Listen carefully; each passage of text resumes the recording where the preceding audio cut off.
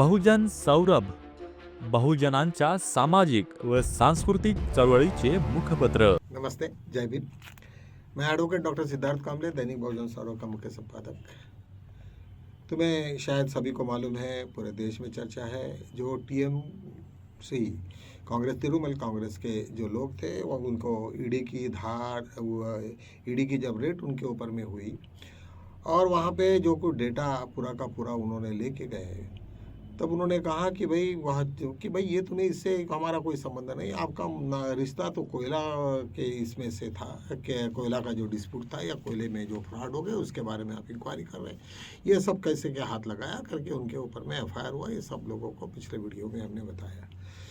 उसके पश्चात ये सब मैटर अभी हाईकोर्ट में गया। हाईकोर्ट में जब गया तब वहाँ पे जब बहुत सारी दलीलें चल रही थी और ऐसे वक्त ईडी के जो लोग थे उन्होंने कहा कि भाई अभी हम लोग उसको विड्रॉ करना चाहते हैं, हम लोगों ने ऑलरेडी सुप्रीम कोर्ट में गए हैं और उसके ऊपर में बहुत से फिर आप आए काय के लिए यहाँ पे, जब नहीं वहाँ पे ट्रांसफ़र करना था या जाना था तो फिर आपने ये क्या किया। ऐसा करते हुए mister Raju, assistant prosecutor general, इन लोगों को काफ़ी डांट भी लगाई गई। उन्होंने कहा कि भाई ये सब ये नहीं होता, ऐसा ये ऐसा नहीं चलेगा। और जब वहाँ पे साथ में ही और एक पिटीशन तृणमूल कांग्रेस की तरफ से भी थी और उनका भी कहना था कि भाई हम लोगों को सुना जाए, ये बहुत सारी गर्मा गर्मी हो गई, उसके वजह से ईडी के हाथ में अभी कुछ नहीं आया। शायद हो सकता है कि कल परसों और फिर सुप्रीम कोर्ट में ये मैटर को फिर दोबारा ट्रांसफ़र हो जाएगा, या वो अभी उधर में क्या प्लीडिंग करते हैं इसके बारे में तो बताने का थोड़ा सा ये नहीं। लेकिन एक बात ध्यान में रखिए, हमारे देश में जो कोर्ट है वो कोई इशू रहे न रहे, हम लोग किसके भी अगेंस्ट में कोई भी भाषण में करके सुप्रीम कोर्ट में जा सकते हैं। और जजेस को ये इतनी ये है कि वो शायद उसमें प्रस्ताव ये भी कर सकते हैं, उसमें कुछ अमेंड कराने को बोल सकते हैं या फिर उसको एडमिट कर सकते हैं। स्टेट में कितने भी अच्छे इश्यूज रहे लेकिन उसको रिजेक्ट भी कर सकती है, ये सबको अच्छे से मालूम है। तो ये सब सिचुएशन को देखते हुए आज की तारीख में कुछ कांग्रेस मतलब गवर्नमेंट के फॉर्म में कुछ जुडिशरी दिख नहीं रही है। और इस तरीक़ा से जहाँ पे कलकत्ता हाई कोर्ट में जो बातें हुई है तो वो निश्चित रूप से उसके लिए काफ़ी ये है, मतलब गवर्नमेंट के लिए थोड़ा सा परेशानी देने वाली है। महाराष्ट्र में इलेक्शंस कल का आज से है और आज इलेक्शंस का पूरा ये माहौल पूरा तैयार है। और ऐसे सिचुएशन में क्या होगा इसके बारे में अभी बता नहीं सकते। लेकिन नासिक से एक बात आई है कि वहाँ पे 54 लोगों ने को वहाँ से बीजेपी के लोगों ने वहाँ पे इस्तीफा दिया और कुछ लोगों को निकाला गया। इस तरीक़ा से है। आज जो भी सबकी आंखें लगी है कि मुंबई कारपोरेशन एक पूरे स्टेट के बराबर होता है, उसका जो बजट भी उतना ही बड़ा होता है। और इस वक्त दोनों भी बंधु जो ठाकरे बंधु थे, वो राज ठाकरे और उद्धव ठाकरे, ये दोनों ने मिलके इस वक्त वो लड़ा है वो सीट को। और ये सिचुएशन में अभी इनको किस तरीक़ा से क्या हासिल होगा, क्योंकि सबसे ज़्यादा डैमेज तो वो बीजेपी को ही करेंगे। मुझे ऐसा लगता है कि यदि कांग्रेस इस वक्त इसके साथ में है, ये वंचित के साथ में है, यदि ये सिचुएशन इसी तरीक़ा से अच्छा रहा तो शायद हो सकता है कि कांग्रेस भी थोड़ा स्वीप होने की संभावना को कोई नकारा नहीं जा सकता है। क्योंकि हर जगह पे कांग्रेस ने अपना खुद का इतने सालों की पुरानी पार्टी है और निश्चित रूप से जिस तरीक़ा से उनका ये हुआ पतन हुआ वो तो सभी लोगों को मालूम है। और पतन भी नहीं हुआ, अभी भी आज भी वो कांग्रेस का एक अच्छा सा गढ़ महाराष्ट्र को माना जाता है, हर जगह पे उनके काफ़ी लोग हैं। लेकिन बीजेपी की जो भी कोई चालबाजी हुई है, जो भी ईवीएम के साथ में और या फिर वोटिंग लिस्ट के साथ में छेड़छाड़ के बाद में ये परिस्थिति तैयार हो गई है। आज बहुत सारे यूट्यूब चैनल पे अलग अलग टाइप के अलग अलग डिस्कशंस हो रहे थे। सबसे इम्पोर्टेंट ये मतलब आज अरबन गोस्वामी जो एक बहुत बड़े चैनल के एक बहुत बड़े एक ये होते हैं, उन्होंने स्पष्ट किया कि मैं कोई बीजेपी के अगेंस्ट में नहीं हूँ, लेकिन मैं परिवर्तन के लिए या फिर हमारे पर्यावरण के लिए मैं रात दिन काम करते रहता हूँ। और किसी को अच्छा लगे या बुरा लगे, सब लोगों ने उसके बारे में अलग अलग टाइप की अपनी राय रखी है।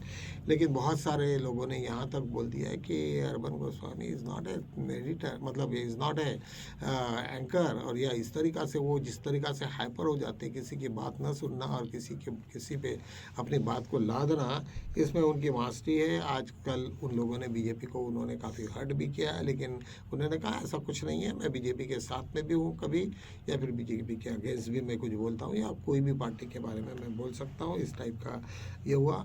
इंटरनेशनल न्यूज़ में यदि यार हम देखते हैं तो आज खोमेनी ने फिर दोबारा ऐलान किया कि हम लोग अमेरिका से लड़ने के लिए हमारी पूरी तैयारी है, और निश्चित रूप से यदि यार इस तरीक़ा से पूरा विश्व यदि यार हो जाता है तो थर्ड वर्ल्ड वार भी होने की संभावना है, क्योंकि इस तरीक़ा से डोनाल्ड ट्रंप बार बार पूरे विश्व को और धमकी दे रहा है, और जिस तरीक़ा से रूस को और बाकी सब जो वहाँ से जो भी ऑयल ले रहे हैं, जो भी जो डोनाल्ड ट्रंप ने जिसके बारे में उसको कहा है लोगों को, वहाँ पे सब लोगों को 25% का जो टैरिफ लगा है, जिसके वजह से संपूर्ण देश में बड़ा ये है।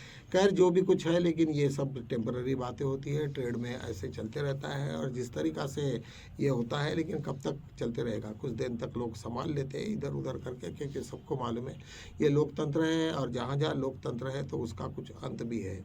आज जो सिचुएशन एक के हाथ में है वो कल वही रहेगा, ये इसके बारे में बताना बड़ा ये है।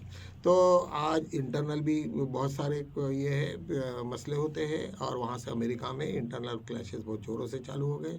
तो निश्चित ही मुझे लगता है कि इस वक्त कुछ जो अभी मिड टर्म में इलेक्शंस है यूनाइटेड स्टेट में, तो शायद वो उनके कितना फेवरेबल रहेगा या नहीं रहेगा इसके बारे में तो मुझे बता नहीं सकते, लेकिन इन लोगों की भी पूरी तैयारी हो गई, चाइना की तैयारी है, पूरे सब लोगों ने ये हमारे देश में बड़े, लेकिन एक बहुत बड़ा एक पेच फंसा हुआ है कि जिस तरीक़ा से यूनाइटेड स्टेट डोनाल्ड ट्रंप ने बार बार सबको धमकियां देना, और वेनेजुएला से जहां जिस तरीक़ा से प्रेसिडेंट को वहां से उठा के ले जाना है, तो ये बड़ी ख़तरनाक बात हो गई, जिसके वजह से बीजेपी और आरएसएस के लोग पूरे घबराए हैं, और निश्चित रूप से वो अपनी सिक्योरिटी के लिए चाइना के साथ में आज मदद मांगते हुए दिख रहे हैं। चाइना के कुछ डेलीगेट्स आए थे, वो आज आरएसएस के भी कल आरएसएस के हेडक्वार्टर में नागपुर में पहुंचे थे। उनसे क्या बातें हो गई अभी तक तो सीक्रेसी वो डिक्लेयर नहीं हुए, लेकिन ये न्यूज़ तो निश्चित रूप से सभी को मालूम है। कल बीजेपी के दफ्तर में भी वो लोग गए थे। मुझे ये नहीं समझ रहा कि आरएसएस का और ये गवर्नमेंट का क्या लेना देना है, नहीं होना चाहिए था। ऐसे जो एनजीओ नहीं, कुछ नहीं है, जिसका अस्तित्व नहीं है, तो ये ऐसे संस्था के साथ में यदि जब चाइनीज़ और ये बाहर के विदेशी लोग यदि जब आके मिलते हैं, तो ये देश में बहुत बड़ा एक संकट का माहौल तैयार हो जाएगा। कल चल के बहुत सारे ऐसे अलग अलग तैयार होंगे। गवर्नमेंट का दबाव कब तक है, जब ये गवर्नमेंट गिर जाए तो किसी को कोई लेना देना नहीं रहता, सब लोग भूल जाते कि कल का दिन कौन सा था। ये नेचर है, और नेचर के साथ में जो लोग रहेंगे वही हो जाता है। किसी ने ये अपने आप को ये नहीं समझना कि मैं अस्तित्व से ऐसा हूँ कि मेरा कभी पतन नहीं होगा।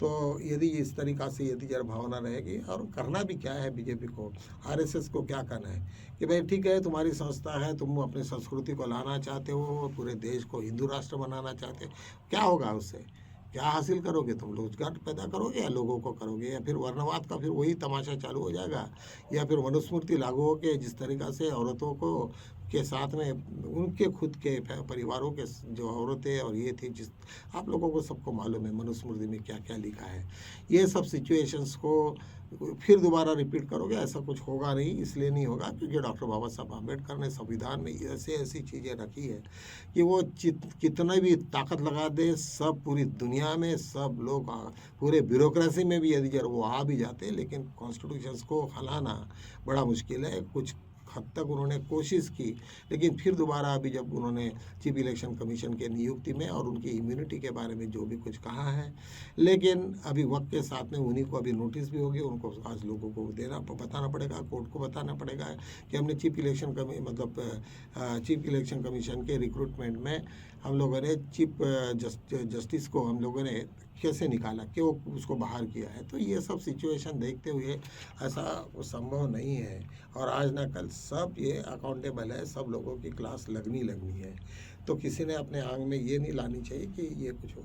अभी महाराष्ट्र की अभी ये बातें आई कि अब ये इलेक्शन के बीच में शिंदे और बीजेपी के बीच में बहुत ठनी है उनकी, और वो ठनी होने की वजह से उनका बहुत सारा कुछ इस वक्त कितना गेन होगा ये बताना बड़ा मुश्किल है।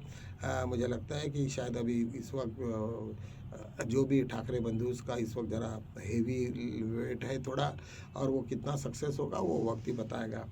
एक ऐसा भी है कि ईवीएम के बारे में एक सोर्स कोड होता है, वो अभी उसके साथ में पूरा ये खेला बीजेपी करती है, ऐसे कुछ न्यूज़ आई है।